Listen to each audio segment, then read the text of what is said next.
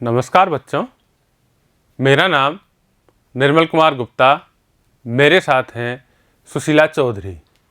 बच्चों, आज के वीडियो में हम कक्षा 12 की हिंदी विषय की पाठ्य पुस्तक आरोह के काव्यखंड के अध्याय 6 का भाग 2 पढ़ेंगे।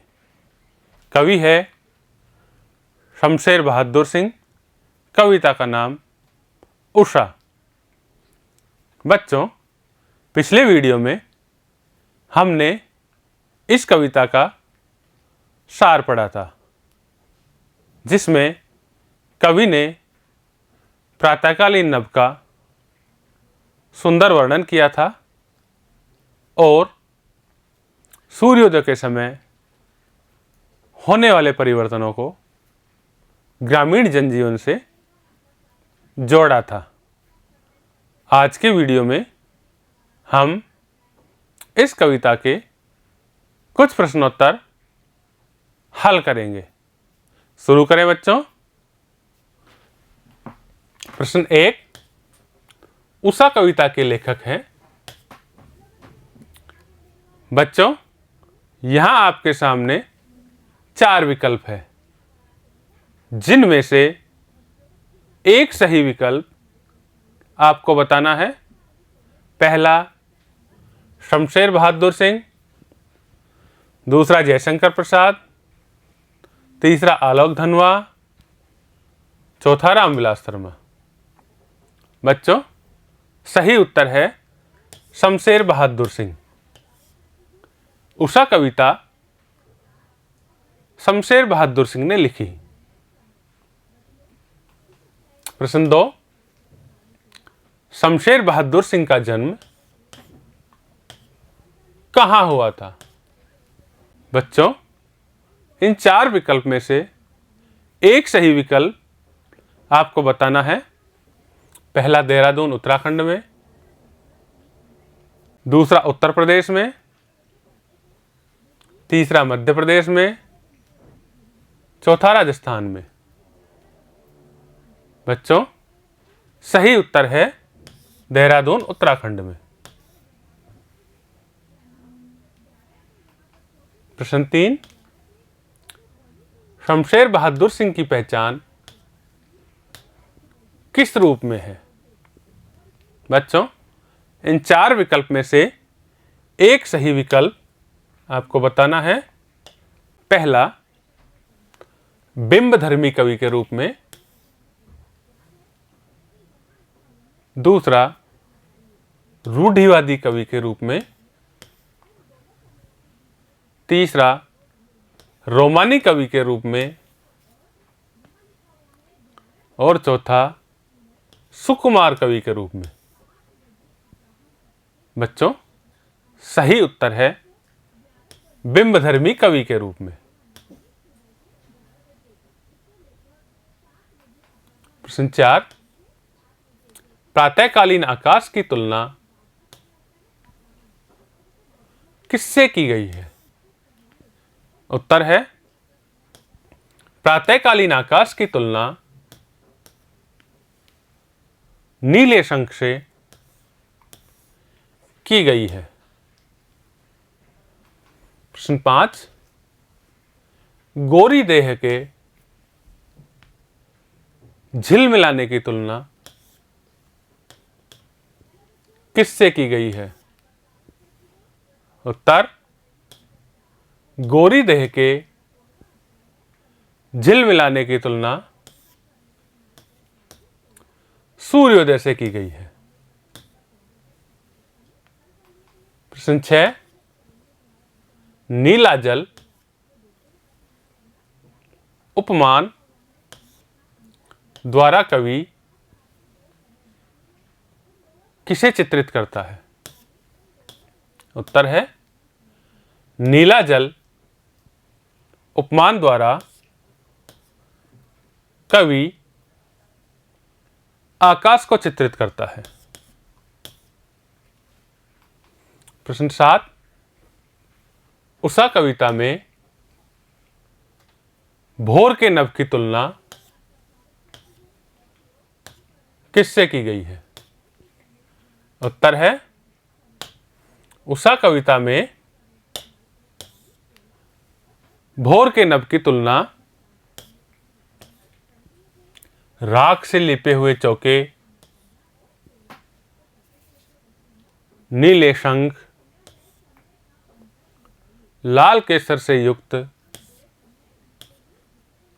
काली सिल तथा लाल खड़िया चाक से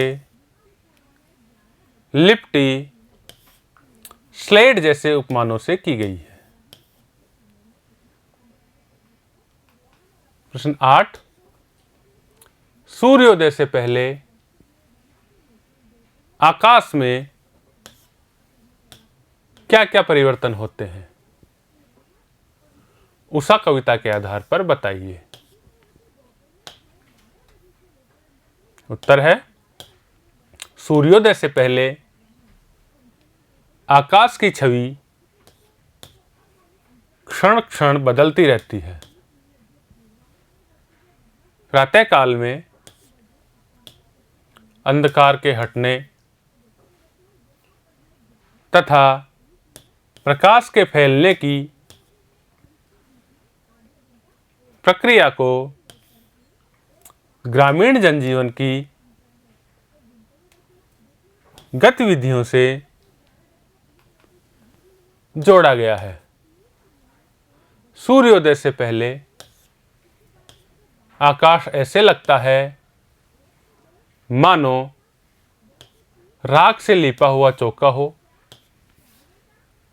सूर्योदय के समय यह नीले शंख जैसा दिखाई देता है। जैसे जैसे सूर्य उदय होता है इसकी लालिमा बढ़ती जाती है तथा यह लाल खड़िया या चाक से लिपटी हुई स्लेट जैसा दिखाई देता है। प्रश्न 9, उषा कविता के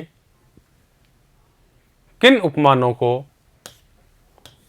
देखकर यह कहा जा सकता है कि उषा कविता गांव की सुबह का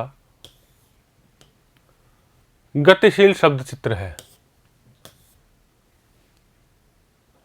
उत्तर, उषा कविता में कवि